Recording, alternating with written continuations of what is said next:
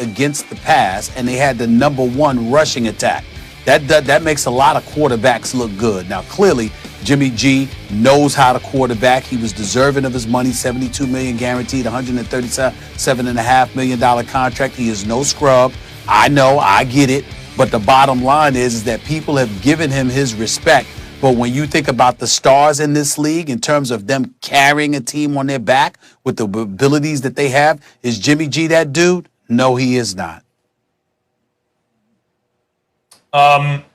Jimmy G took over a team in San Francisco that lost almost every game. They would lose almost every game. They were 1-10. And he took them over. He went 5-0. And then he got hurt. And then the following year, without Jimmy G, San Francisco lost almost every game. They won like 3 or 4 games that entire season. And then Jimmy G got healthy. And the very next year, they won almost every game. They completely reversed their fortunes. They lost 3 or 4 games all year, right? And Jimmy G is the quarterback in the Super Bowl with a 10-point lead in the fourth quarter. And it takes a defensive stand by the Chiefs, plus Patrick Mahomes, having one of the great fourth quarters in the history of football, making one of the most spectacular plays you'll ever see to beat him. If Jimmy G wasn't very good, some replacement quarterback that you could find would not lose practically every game. But Jimmy G is very good. And Stephen A., if you want to give him that credit, that's fine, that's good, then you're not underrating him. Though I suspect that you are, because the basic feeling is Jimmy G's just lucky to be in a good situation. When Brady goes to the Bucs and has everything a quarterback can want, leadership and greatness. Jimmy G wins all these games, he's lucky. I don't think it's luck. If Jimmy G, first of all, Jimmy G is very good. I never denied that. What I said is that there's a difference between very good and greatness. And when I think about the greatness of quarterbacks, like I said to you before, you got to get to 4 different levels before you get to Jimmy G, which is something that I said last year. And we can revisit that another time. But I will close by saying this, Max Kellerman. If Jimmy G and Molly, if Jimmy G is that good, then that's the ultimate indictment against Bill Belichick for letting him go just for a second-round pick. But the owner made him trade him. Oh, that was not Bill Belichick. Kraft got together and made him trade him. Put that on Bill. How are you going to do that to end the show, Stephen A? If he was that good. We'll be revisiting this tomorrow. But it's called Stevens A-List. Are you paying attention, Max Kellerman? Are you paying attention, Marcus Spears, Pastor Spears? I got a lot to get into here. We saw my list from last week. Let's get to the list this week. Let's go to number 5. Give it to me. The Baltimore Ravens. Why? You know why? Because they bum rushed the Pittsburgh Steelers. No, they did not win the game. They ended up losing the game. But they beat the Steelers in every way imaginable, running the football against a staunch running defense in the Pittsburgh Steelers, rushing for 265 yards. If Lamar Jackson knew how to hold on to the football in this particular game, they would have won that game. I got to give credit where credit is due. Baltimore is still formidable. You can't sleep on them. They're a top 5 team in the National Football League. I firmly believe this. I'm going with them at number 5. Let's get to number 4 on the list. Please give it to me.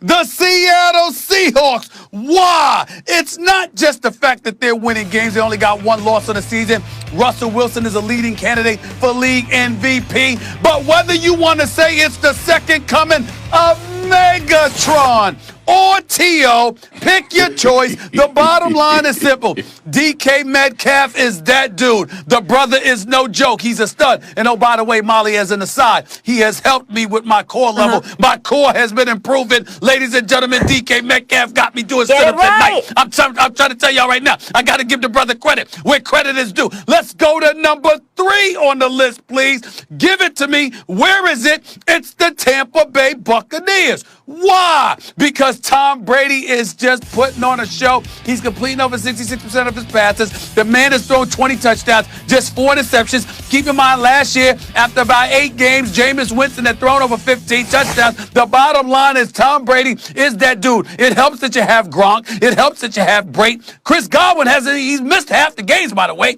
He's going to come back eventually. And oh, by the way, they're about to get Antonio Brown. Lord have mercy. It's going to be special. We can't ignore the Tampa Bay Buccaneers and what we have seen from them. Despite their struggles against the New York Giants, they probably just thought it was going to be a cakewalk, didn't handle it as seriously as they needed to, but they still ended up winning the game. Let's go to number 2 on the list, the Pittsburgh Steelers. Why? Because they're undefeated, that's why. When you're undefeated, I can point out some things, no doubt.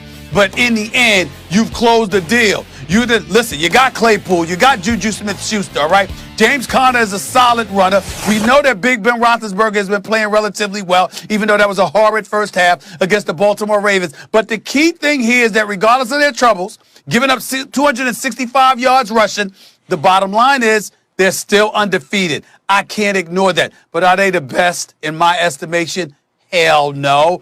That would go to number one on the list. You know who it is. It's the defending Super Bowl champions known as the Kansas City Chiefs. Why? Because Patrick Mahomes is flat out balling. That's why. Because Tyreek Hill is still no joke. That's why. Because Travis Kelce, my brother from another mother, is that dude, the best tight end in football. Sorry, George Kittle, I wish you well coming back from your foot injury, by the way. But Travis Kelce is that guy, along with McCole Hardman, with Andy Reid coaching, with Eric Bieniemy, who should be the next head coach, at least at the Houston Texans. Notice I didn't say the Jets because we don't wish that on Eric Bieniemy. Let him go to Houston and coach Deshaun Watson. In the end, those are your top 5 teams. Baltimore at number 5, Seattle at number 4, Tampa at number 3, Pittsburgh at number 2, and the Kansas City Chiefs at number 1, even though they had a bye week, y'all, because I don't count games against the Jets to be actual games. That is a bye week. Well, you're back to having a good list. You had some head scratchers recently, but you're back to a good list. And I won't even quibble about who should be in the 5 spot. I think you could still make an argument for the Packers, believe it or not. But I want to talk about the Bucs and the Seahawks. I want to talk about the Bucs and the Seahawks. I understand where we think the Bucs are headed with Antonio Brown, and they have a defense. They have 2 losses. The Seahawks have 1. They just beat the Giants by the skin of their teeth. The Seahawks just easily beat, or by a wide margin, beat the 49ers. The Seahawks have 1 loss on the season. It's to the second-place team in a game that could have gone either way. That game could not have been closer. They were maybe a play away from being undefeated. I got a problem putting the Seahawks. I know it seems like a little minor thing, but I have a problem putting Seattle less than 3. They have to be in the top 3. Marcus? I like the list. I like where the Seahawks are because, look, the defense has been bad. And obviously they had a really good performance against the 49ers. But right now at this point, we're looking for complete. And, yeah, we can say that Tampa struggled against the Giants. Teams find a way to win. The good ones do. And obviously when you look at what Seattle is doing, it's all about the offensive firepower right now. And I got to shout out Ken Norton Jr., defensive coordinator for the Seattle Seahawks. He came and responded against the 49ers. I have no problem with what they did and how they're ascending, and even adding Carlos Dunlap and possibly getting Jamal Adams back may supplant the Tampa Bay Buccaneers at that point. But AB is coming, and Chris Godwin is going to get healthy, and we know what Tom Brady is going to do. He's not going to turn the football over, and that defense is elite, if not the best in the league. So I'm still comfortable with the Bucs being where they are, and I would almost defer to having them compete with the Pittsburgh Steelers, if not for an undefeated record, to Stephen A's point. I don't have a problem with that. I would take the Bucs defense over Seattle, and that's the reason I have them above Seattle.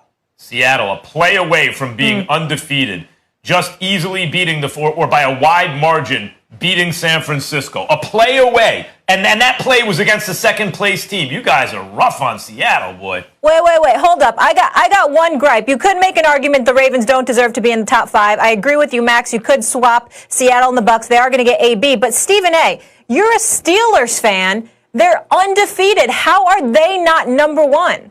Well, Molly, if you recall what I said, it's that they gave up 265 yards rushing. The fact of the matter is the Baltimore Ravens beat the brakes off of them in every capacity, but Lamar Jackson turned the ball over 4 times.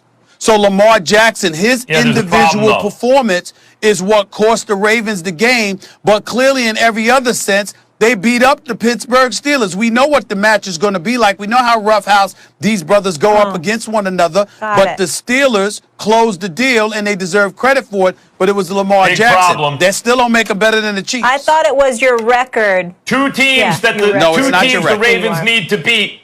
2 teams the Ravens need to beat. The Chiefs and the Steelers, they lost to both. Tough to have them in the top 5. No to way. have They them should in be in the enough. top three. 5. Yeah. They The could be in Ravens are a top 5 It was- team, man. Ravens Get are out a of here. top 5 team. It was a solid list. Wasn't your